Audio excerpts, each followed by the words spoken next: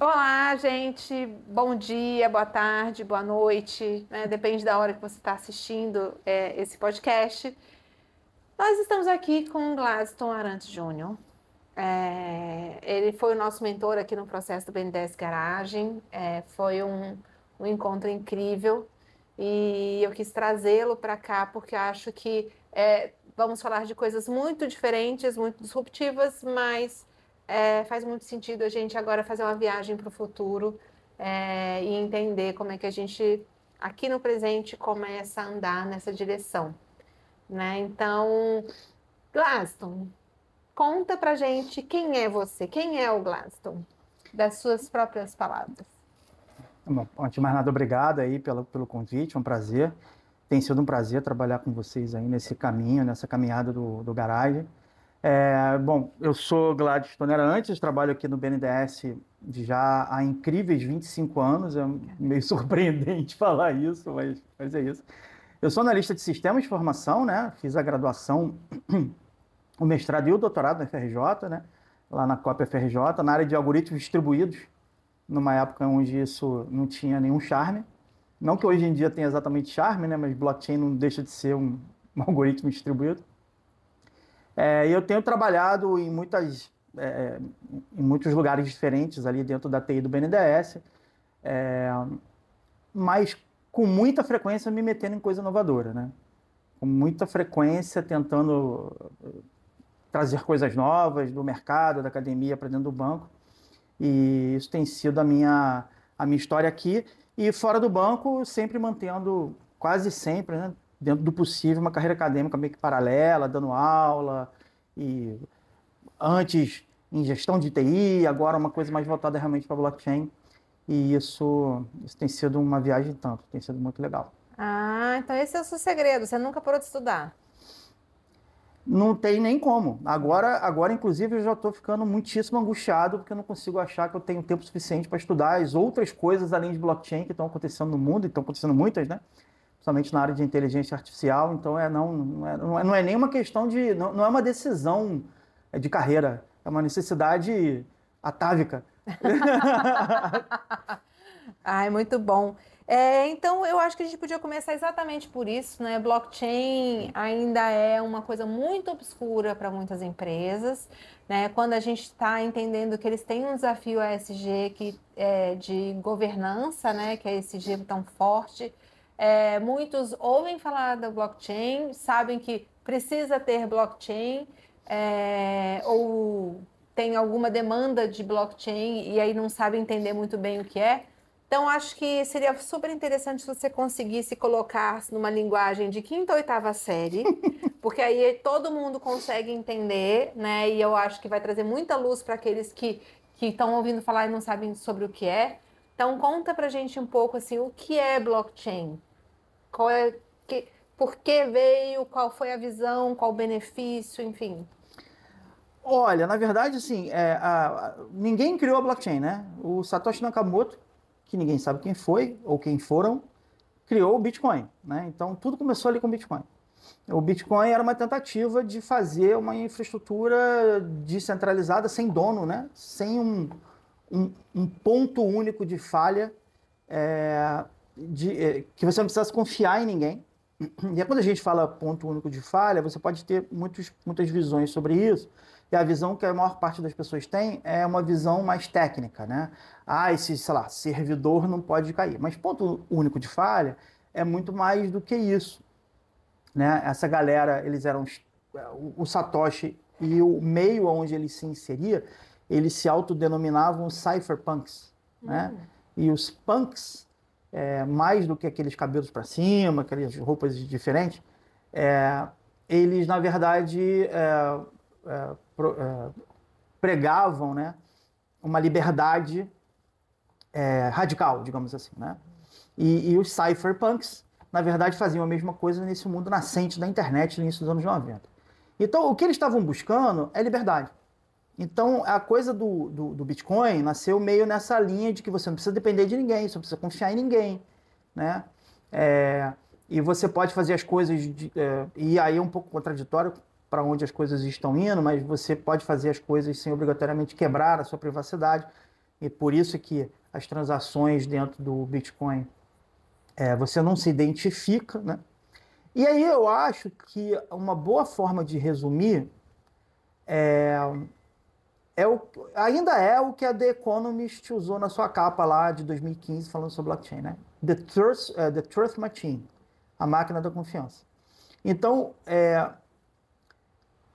esse é o valor principal que a coisa traz, né? É você conseguir o seguinte: você tem um conjunto de atores envolvidos, pode ser aberto, pode ser fechado, e você vai ter operações digitais sendo realizadas onde todos aqueles envolvidos confiam no que está acontecendo ali, sem precisar confiar em ninguém especificamente. Perfeito. Então, é a possibilidade de você, através da descentralização e através da criptografia, porque também não é só descentralização, você poder confiar e saber e ter certeza que um processo digital está acontecendo conforme especificado. É meio esquisito, mas hoje em dia não é isso que você tem, né? Quando você roda algum processo em algum lugar, o dono daquele lugar, o dono daquele processo, o dono daquele sistema, ele no fundo, ele faz o que ele quiser, né? Com blockchain não é assim. Porque se tudo tiver sido implementado da forma correta, isso não é dado, isso é algo que você tem que garantir, você consegue confiar no processo digital sem precisar confiar em ninguém especificamente. E isso é bem revolucionário sempre, e é muito mais revolucionário no mundo que vive uma crise de confiança muito grande já há muito tempo e não está com muita cara de que vai diminuir, não. Perfeito. Então, na verdade, me veio muito transparência, né? E é como se fosse um verificador independente que é comum a todos e não é ninguém. E assim, uma entidade e o interessante, embora intangível. A palavra transparência ela é muito boa, porque ela introduz para a pessoa sobre o que se trata. Mas confiança e transparência não são sinônimos. E através, não apenas da blockchain, mas com outras tecnologias de criptografia, e aí realmente para quinta e oitava série vai ser difícil, mas você vai ter que confiar no que eu vou falar agora rapidamente. Que é o seguinte: você consegue garantir confiança sem quebrar privacidade. Então, existe um caminho, que a gente está muito no início, de você poder provar coisas. Eu provo que fiz as coisas conforme as regras, sem precisar quebrar a privacidade daqueles que participaram daquelas transações. Perfeito. Então, isso é o caminho que eu acho para onde a coisa vai, de nível de maturidade ainda maior. E isso, óbvio, porque hoje em dia, como você mesmo mais ou menos já trouxe, confiança meio que depende de transparência. E isso é um problema, porque privacidade também é importante. Então, como é que você consegue ter as duas coisas? São dois valores civilizatórios, né? Privacidade é civilizatório, porque tem a ver com liberdade. E confiança é muito civilizatório. Como é que você consegue ter as duas coisas? Quando você junta blockchain e certas criptografias avançadas, você pode ter isso. Muito legal. Pronto, aula número 1. E aí você falou sobre descentralização, então tem um outro termo, um outro conceito que anda muito abraçado com a blockchain, que são as DAOs, né? Que são organizações autônomas descentralizadas. Então, na verdade, é como se a blockchain... Eu vou falar uma besteira bem grande, gente, porque eu não tenho nada a ver, sei nada disso, então isso me dá essa liberdade, né? Então, na verdade, também é como se essa organização desse sistema da blockchain, do Bitcoin, por exemplo, né, fosse uma organização descentralizada e autônoma, porque... Tipo, todo mundo faz parte, mas ela não tem um dono específico. É mais ou menos isso, mas explica melhor o que é uma DAO.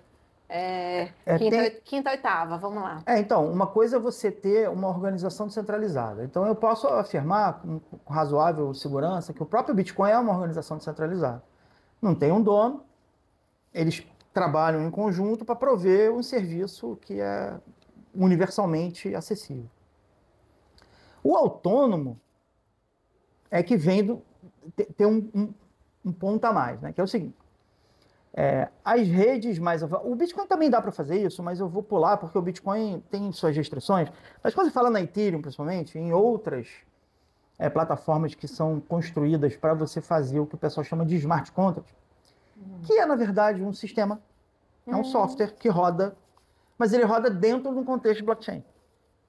O que significa isso? Significa que todo mundo que está ali na rede está validando se a execução do sistema está sendo executada conforme a especificação do sistema. Né? Perfeito. Então você consegue compartilhar sistema entre atores, pessoas físicas, jurídicas, tanto faz. Em geral, quando você bota um smart contract numa rede, ele executa e ninguém mais para ele. O autônomo vem daí, da coisa que funciona e, sabe, não para, né? Nem toda organização descentralizada, eu diria até que a maioria das organizações centralizadas não precisam obrigatoriamente ser autônomas, né? No sentido de que elas vão para sempre, mas isso viabiliza.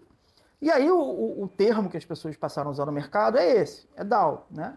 São organizações autônomas descentralizadas. Em geral, o que é isso?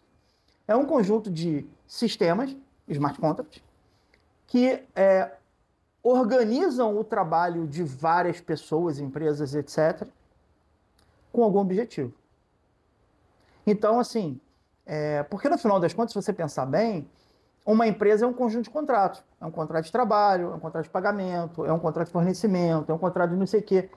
Se você consegue fazer isso dentro de uma blockchain, aquela empresa, entre aspas, que é aquele conjunto de contratos, vai estar coordenando a ação das pessoas para fazer alguma coisa. Pode ser tão simples quanto comprar uma cópia da Constituição Americana, que isso foi realmente uma DAO, era a Constitution DAO, se eu não me engano, onde os caras captaram dinheiro para poder tentar adquirir essa cópia da Constituição Americana. Há coisas muito mais sofisticadas, como, sei lá, distribuir doações ou executar coisas com mais cara de empresa mesmo. Então, é isso, é quando você... E essa ideia de que não obrigatoriamente a estrutura tipicamente hierárquica das empresas normais, convencionais, você ter empresas mais horizontais, com uma participação mais, digamos assim, voluntária, né? Incentivada de alguma forma, ou simplesmente voluntária, pode trazer coisas muito interessantes. Eu vou mais longe, né? Eu digo para você que por trás de todo caso de uso, todo exagero, mas por trás de quase todo caso de uso de blockchain, para mim tem alguma coisa parecida com uma DAO, porque senão não faz nem muito sentido, né? Pois, você está descentralizando, mas tem um cara que tem um botão, vai lá e para. Ué, pô, então, peraí. Então, que descentralização é essa? Então, é meio isso, você... Para os casos de uso de blockchain, a maior parte, né, fazerem sentido, você também tem que descentralizar a responsabilidade pela operação daquilo ali. Então, no fundo, você tem uma organização que é descentralizada. Agora, tem o branco, tem o preto, tem um monte de cinza aqui no meio. Né? As pessoas geralmente se apegam muito aos extremos, mas tem um monte, a coisa pode ser meio DAO, um pouco mais DAO. Tem gente que reclama desse termo. E achei interessante isso, porque a pergunta que eu ia te falar, pegando um gancho, quando a gente fala de smart contracts, então quer dizer que, né, tem acordos, né, que são firmados e tem termos aditivos para esses acordos? Então, sim e não. Quando você, em geral, na maior parte, na parte...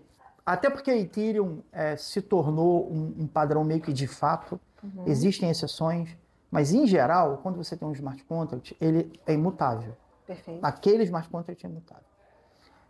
Isso significa que não tem ninguém nesse mundo que vai lá e altera aquele código, né? A não ser que ele, de alguma forma, corrompa ou convença a rede como um todo. Né? Já aconteceu, tá? Mas isso pode ser muito difícil, efetivamente, em redes muito grandes é muito difícil. Isso não quer dizer que você não consiga implementar flexibilidade na evolução do contrato. Aí depende de como você implementa. Você não vai mudar o contrato, mas você pode mudar, por exemplo, você pode reponderar. Esse aqui está valendo, mas agora o que está valendo é o outro. Então, tecnicamente, você consegue implementar. Mas o que você não... Mas se você fizer isso, vai ser explícito para todo mundo. Perfeito. Todo mundo vai ver. Não tem como você mudar um smart contract na surdina. Perfeito. É tudo explícito, né? Aí tem a história da transparência, né? É tudo explícito. Então, assim, por isso que eu digo que é sim e não. Né? Um contrato no sentido abstrato, que não é um daqueles programinhas lá, né? Um programinha daquilo que roda numa blockchain que você chama de smart contract, ele não pode ser alterado. Mas o contrato não é aquele programinha. O contrato é um ecossistema de smart contracts que algum engenheiro, sei lá, algum analista de sistemas ou alguma pessoa muito esperta e tal, montou, que tem uma lógica maior e que, sim, pode evoluir. Mas é brabo, não é fácil fazer isso não, é difícil. É um desafio grande e você tem que pensar desde o início o que você está fazendo. E isso é um desafio enorme. Eu tenho esse desafio no meu projeto agora, estava falando sobre isso antes de vir para cá. Bom, gente, para explicar, eu tenho uma colinha aqui, porque vocês já perceberam que o homem é brabo, né? E, na verdade, você lidera essa rede Blockchain Brasil pelo BNDES, né? Então, só para contextualizar por que a gente está trazendo isso daqui para a pauta, e tem mais outras várias Eu vou dizer papéis. o seguinte, eu estou na coordenação do Comitê Técnico da RBB, que é essa rede Blockchain Brasil, que é formada pelo BNDES e pelo TCU originalmente, e teve adesão de outras empresas, Dataprev, Prodenge, Prodeste, PUC Rio, Secretaria de Transparência do Estado do Maranhão, RNP e CPQD. Mas lidero eu não gosto não. Lidero eu acho ruim. É contraditório. Mas estou na coordenação ainda, né? Na coordenação do Comitê Técnico. Espero que algum dia a gente possa fazer um pouco mais de rodízio, porque acho que isso é importante, né? Ele é quase... Está tentando transformar isso numa DAO, né? Descentralizar. Então, alguém tem que coordenar. Entre o branco e o preto, contract. mas as decisões são todas tomadas em conjunto, dentro do comitê, né? Perfeito. Então, assim, o certo seria secretariar. Na verdade, eu faço a secretaria do comitê. Perfeito. Eu acho que tem uma oportunidade, eu vejo isso, né? Como é que a gente tem o physical e o digital, né? Como é que a gente faz esse equilíbrio, como é que a gente espelha um para o outro. Do físico a gente transforma em digital e como é que do digital a gente transforma em physical. Então eu vejo uma conexão muito forte de DAOs com a economia colaborativa, por exemplo, né? Você consegue ver isso, assim, trazer um pouquinho disso, assim, como é que você vê dessa forma? Assim, tem um lado desafio e tem um lado que facilita, digamos assim, né? O desafio, no fundo, é um obstáculo, né? Que você tem que superar, que é o seguinte, a blockchain, ela tem essa característica de ser uma coisa meio... confiável o que nasce, cresce e morre dentro dela, né? Então o Bitcoin, ele nasce na rede, ele vive na rede, ele morre na rede. Aí tá tudo certo, tá tudo dentro da rede, você tem certeza absoluta que não tem um Bitcoin desatualizado, não faz sentido isso, né? Mas quando você precisa gerenciar alguma coisa que está fora da blockchain, aí o buraco é mais embaixo, porque o mundo muda aqui, alguém precisa avisar para a blockchain que o mundo mudou. E aí, por que você confia nesse cara que está atualizando? Não é para não precisar confiar em ninguém, né? Então, assim, esse é um desafio técnico, que não é só técnico, que tem abordagens para você lidar com ele. Você pode descentralizar esse papel, é uma possibilidade, e existe isso, de verdade, né? Tem soluções técnicas, inclusive, de descentralização desse ator que vai no mundo real e bota o dado dentro da blockchain, mas em vez de ser um ator, são vários. E aí a rede meio que faz o consenso entre esses caras. Então é possível fazer assim. Um outro caminho que também é muito interessante é você ter IoT, né? Você ter um hardware que já desde a sua fabricação foi feito pensando em fazer essa conexão. Então, portanto, você precisa confiar menos em quem está operando aquele hardware naquele momento, né? Então é o seu lado desafio, tem opções de saída e solução e tal. Agora, quando você fala em ESG, tem o tal do greenwashing, né? E tem greenwashing, tem governance washing, tem poor washing, tem washing para tudo quanto é lado, né? E eu acho que faz muito sentido você né, usar a blockchain para tentar trazer essa confiança para a ação, né? Então, se você tem... e isso tem que ser construído, né? Então, assim, se você tem... você imagina, é como se fosse uma cooperativa, aonde os cooperados pudessem o tempo todo estar ciente das ações que estão sendo tomadas naquela cooperativa, mesmo que você não esteja presente no momento da decisão, por exemplo. Né? Então é meio isso, assim, a possibilidade de você dar transparência / confiança a tudo que acontece quando a confiança é muito... Quando tem um cara que é o dono e ele manda e acabou, a confiança é uma coisa de cima para baixo, é mais fácil. Mas quando você quer construir as coisas de forma colaborativa, parece fazer muito mais sentido você usar mecanismos que, por natureza, também são descentralizados, como a própria colaboração entre aqueles atores. Perfeito. Entendeu? Agora, é engraçado, né? Porque eu queria só compartilhar com vocês uma angústia da minha vida, que é o seguinte, não é fácil falar sobre isso. Por quê? E eu gosto de fazer esse paralelo. Imagina um sujeito lá em 1975 falando sobre a internet. Aí você vai dizer, pô, Glaucio, você está maluco, a internet não foi em 1970. Foi sim. As pessoas costumam identificar a internet com a web. A web foi criada em 1989 pelo Tim Berners-Lee, não sei o que. Mas a internet é anterior. E mesmo lá em 90, a verdade é que as pessoas não sabiam o que ia acontecer direito. As pessoas não sabiam como é que ia ganhar dinheiro, que modelo de negócio é esse que vai fazer você ganhar dinheiro com a internet. E ninguém sabia. Aí vinham umas coisas muito abstratas.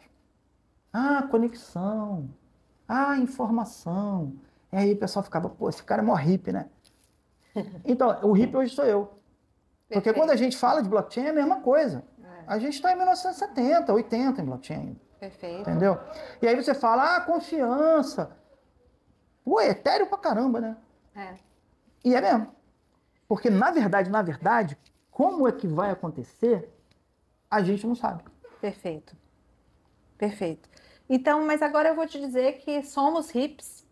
Somos todos hips. Somos hips, né? Porque a 4H está construindo esse ecossistema, né? Então, tudo isso que você falou é muito, assim, se espelha muito, né?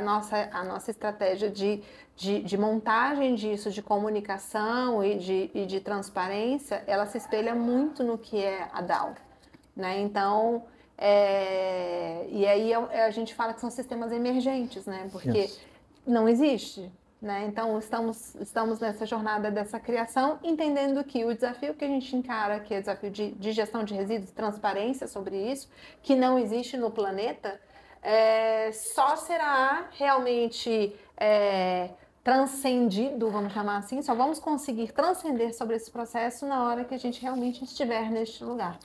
Né? Se não, é mais do mesmo, enxuga gelo, 3% de reciclagem no Brasil para sempre. Então, e aí não faz sentido nem para a 4H existir se não for para ir nessa direção. Assim, se a gente vai conseguir, a gente fala que é uma outra história, mas que é o caminho que a gente enxerga que realmente pode vir a fazer essa transformação, é nisso que a gente acredita. Então, esse encontro da gente não foi por acaso, né? Então, eu acho que tudo isso, cada palavra que você falou aqui fez muito sentido para a gente mesmo nessa construção. Eu queria só acrescentar uma coisa. Essas construções mais de longo prazo, é muito engraçado, né? Porque a gente usa muito a palavra disrupção hoje em dia, né? Disrupção, disruptar, virou um verbo até horroroso, né? Disruptar é terrível. Se você olhar o artigo original, Disrupting, eu não lembro como é o nome do artigo, da Harvard Business Review, onde o cara falava sobre como é que é o processo de disrupção. A disrupção não é uma coisa que vem assim, pá! Não é. É meio na linha do Netflix versus Blockbuster, né? Você vai, muitas vezes, pegando uma berolinha de mercado mal atendido ainda, não sei o que, e os grandes estão ali, eles não têm interesse em chegar lá, e aí você vai pegando aquela berolinha, e de repente você cresce mais um pouquinho, e aí chega uma hora que aí já era, não tem mais como o cara correr atrás. E eu acho que em blockchain, na construção dessas DAOs do mundo real, né? Porque tem muita DAO por aí que é abstrata, financeira, até tem um bocado. Essas DAOs do mundo real, elas provavelmente vão seguir um caminho com essa cara, que eu acho que é mais ou menos o que vocês estão tentando fazer mesmo. Você não começa com o seu modelo futuro de uma vez, né? O Netflix mandava o CD para casa do fulano, por e-mail. Por e-mail não, por correio. Era por correio, eu não sei nem se era CD, de repente era até fita ainda. E isso foi se transformando com o tempo, a tecnologia foi se viabilizando, o modelo foi se viabilizando, quando chegou a Blockbuster já era. Porque o que faria sentido de verdade hoje em dia era Blockbuster ser a Netflix, e não ao contrário. Então eu acho que é meio isso, assim, cabeça nas nuvens, pé no chão e acelerando conforme a possibilidade. Isso, porque isso, é uma jornada, e pode demorar 10 anos, pode demorar 15 anos, 20 anos, mas eu acho que o nosso olhar, né, ele já entendeu e tem que ter muita coragem, né? Coragem e resiliência. Tem que ter. Então... Você tem que querer muito, né? Você não faz esse tipo de coisa por dinheiro só. Não é. Você tem que ter um envolvimento emocional no negócio, senão não vai não. E anjos que aparecem no nosso caminho, né? Isso também tem que ter esse tipo de conexão aí que supera as coisas. E falando nisso, nessas DAOs, você vê startups no Brasil ou fora do Brasil, porque você também está envolvido internacionalmente nessa rede, que estão já atuando e fazendo projetos voltados para DAOs que não seja o mercado cripto? Olha, a maior parte das DAOs que eu conheço, eu conheço um bocado de gente que trabalha em DAO, por incrível que pareça, tá? Em geral, externo.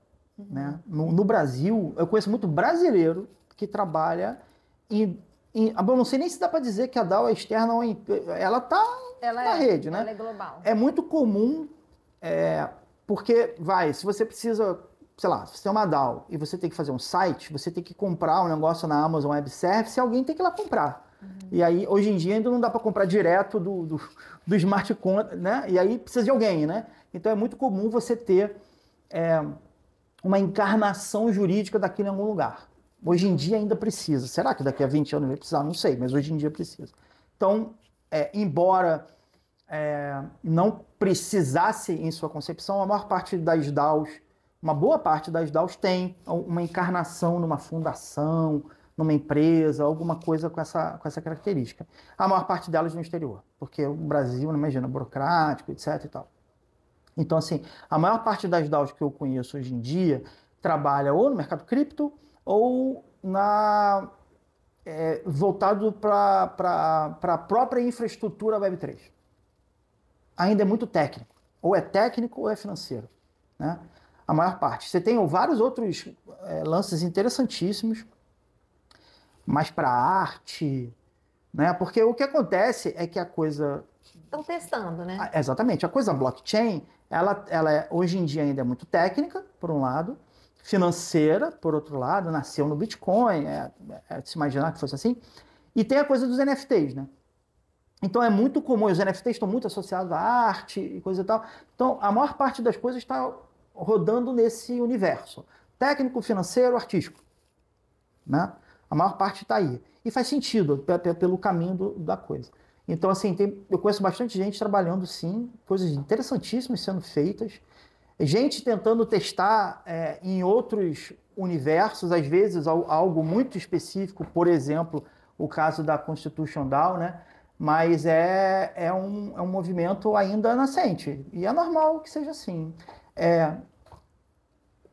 1989 foi lançada a Web 2. A Web. Facebook é de 2010. E eles nasceram sem saber como é ganhar dinheiro. O modelo de negócio deve ter sido fechado lá para 2015. A gente está falando de 25 anos.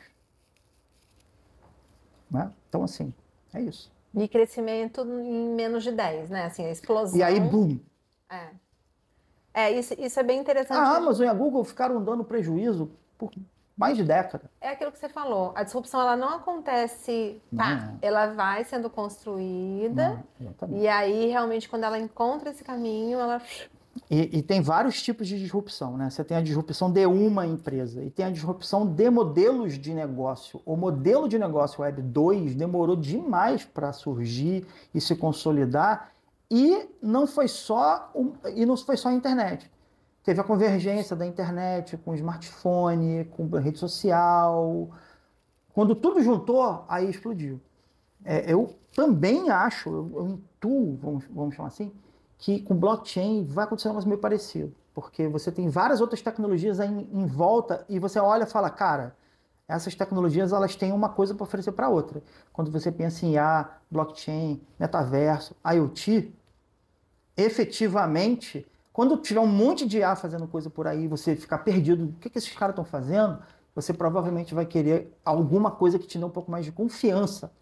Perfeito. Sobre o que está acontecendo. E provavelmente vai passar para o blockchain. Perfeito. Nossa, aí eu vejo muitas oportunidades e aqui a gente fala para um público muito heterogêneo, muito diverso, né? Então, a gente tem gestores relação institucional, gestores de ASG, que a gente fala muito sobre risco, né? E de sustentabilidade também. Mas a gente também tem outros negócios de impacto também que começam a entrar dentro do nosso ecossistema e fazer parte, então que provavelmente esse podcast vai chegar até eles.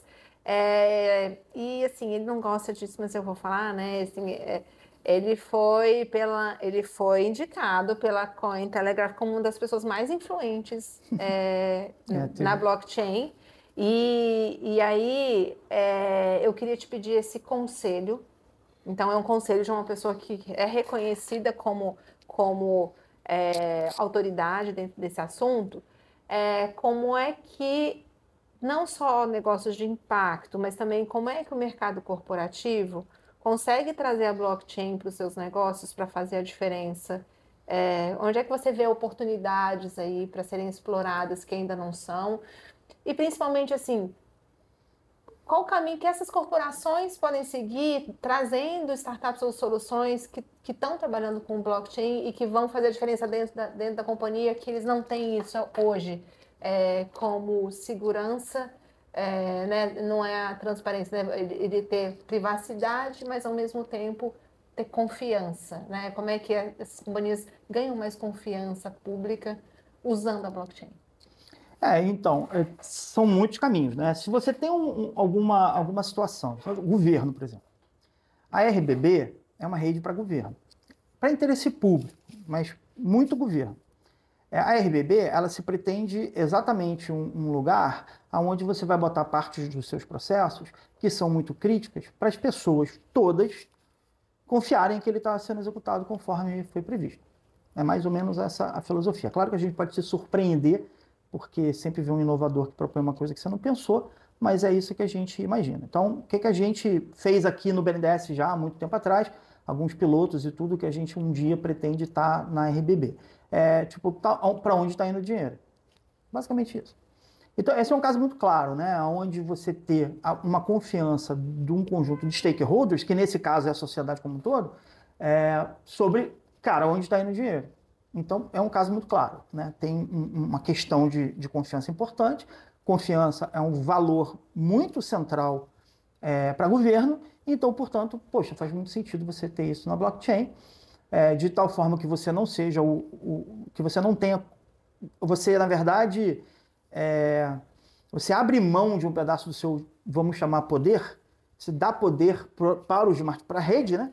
Para o smart contract, né? Para a rede via smart contract, de tal forma a provar para todo mundo que você está fazendo as coisas conforme as especificações. Então, se você tem uma situação como essa, é bem mais fácil você imaginar como usufruir da tecnologia. E quando a gente fala de mercado financeiro, etc., faz sentido pra caramba, né? Porque mercado financeiro, grandes valores e etc. Se não for por aí muito provavelmente você vai precisar entrar numa comunidade. Seja com outros parecidos, para você, sei lá,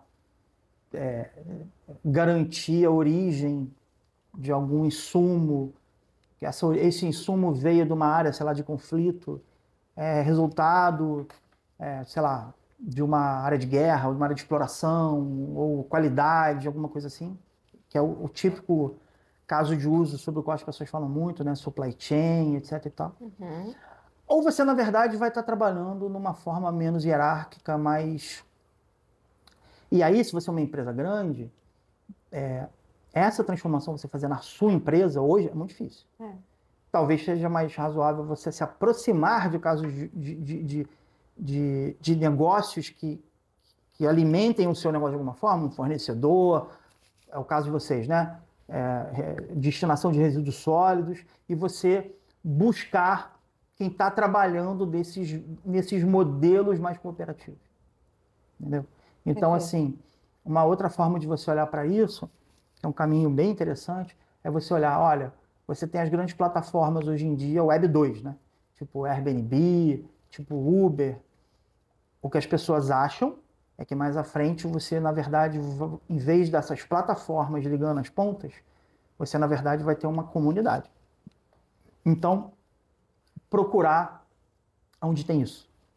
Perfeito. Aprender. E aí, é isso, ou se juntar com similares para você agir em conjunto, provendo confiança entre vocês ou para alguém externo, ou você se aproximar dessa realidade de modelos de negócio que são muito diferentes e que provavelmente de dentro da empresa você não vai fazer ainda. É isso.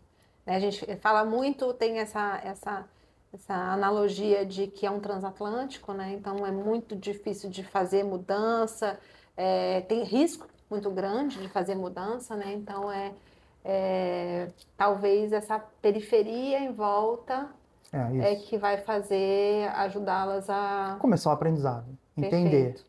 Perfeito. Muito legal. Ai, Glasson, que papo delicioso. Eu adorei, espero que vocês tenham gostado também. Aproveitem desse conhecimento que é profundo mesmo, mas eu acho que você trouxe isso de uma forma muito clara. E a gente gosta de fechar muito fazendo uma provocação, né? A gente criou esse podcast que sai da teoria e vai para o hábito, justamente para começar o processo de transformação, porque assim, precisa dar o primeiro passo, né? Então, a 4 hábitos, ela chama 4 hábitos para mudar o mundo, porque a gente usou uma teoria de Harvard que fala que o cérebro humano leva 3 meses para ele transformar um hábito novo numa sinapse automática, né? Fazer a sua própria automação do processo. E aí, em 1 ano, você faz uma mudança, né? Você faz essa transformação. E aí eu queria te provocar para, disso tudo que você trouxe, sintetizar em 4 hábitos que em 1 ano essa transformação e esse começo do primeiro passo começasse com esses 4 hábitos. Então, para uma empresa?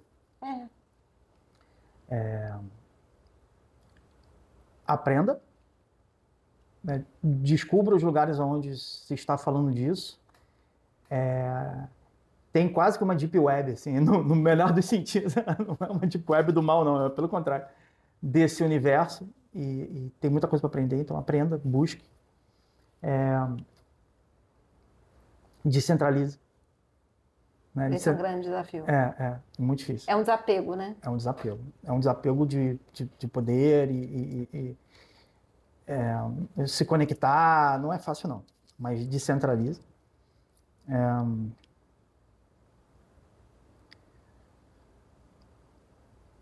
Pô, 4.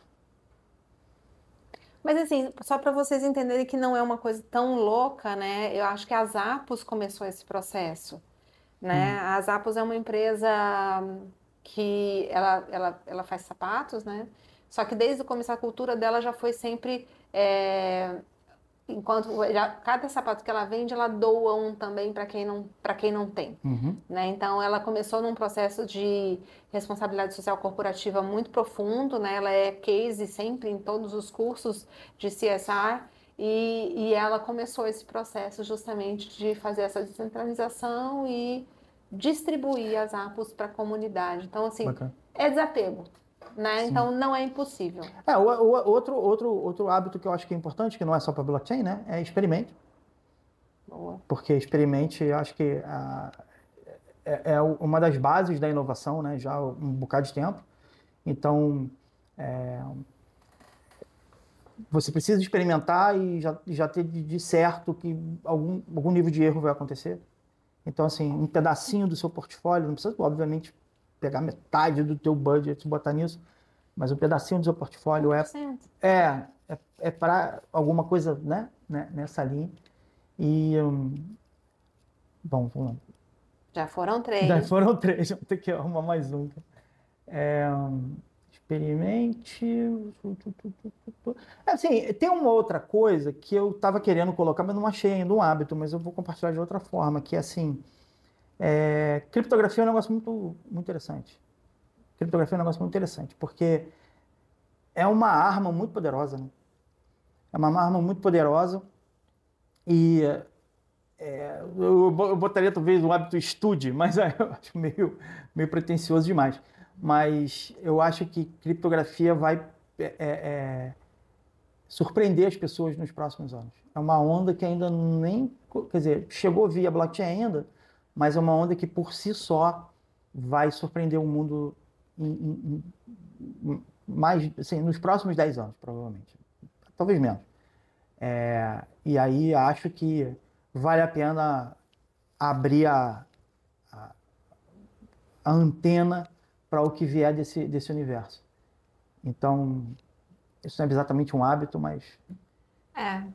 Talvez o hábito comece a implantar, nem que seja num pedacinho pequeno, um projetinho de baixo custo, e comece a entender, né, observar, a observação do experimento é muito importante, né? Isso. Medir o resultado e entender os aprendizados. A boa e velha inovação, né?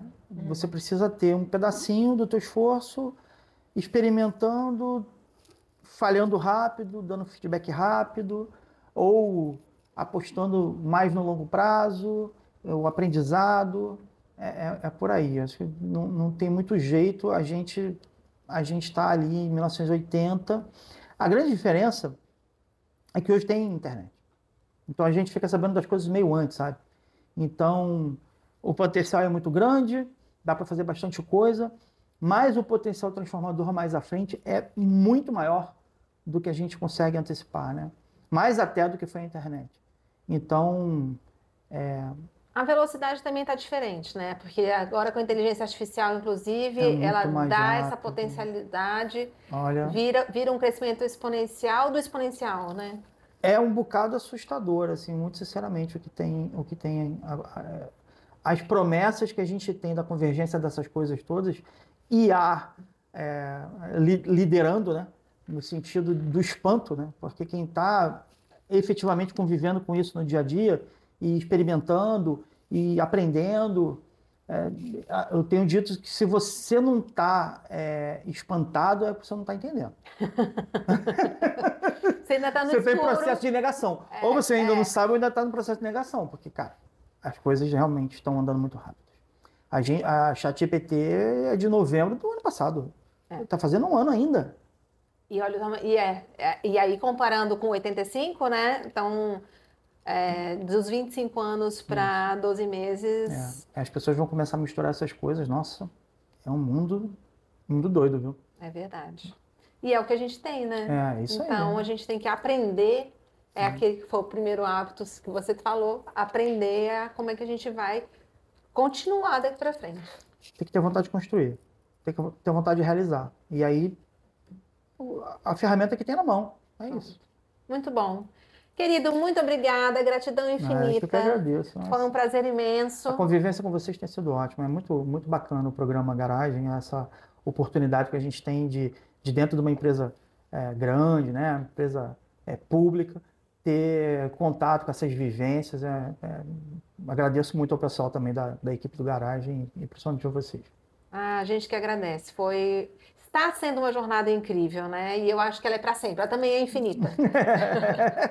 Gente, obrigada. Até a próxima. Tchau, tchau.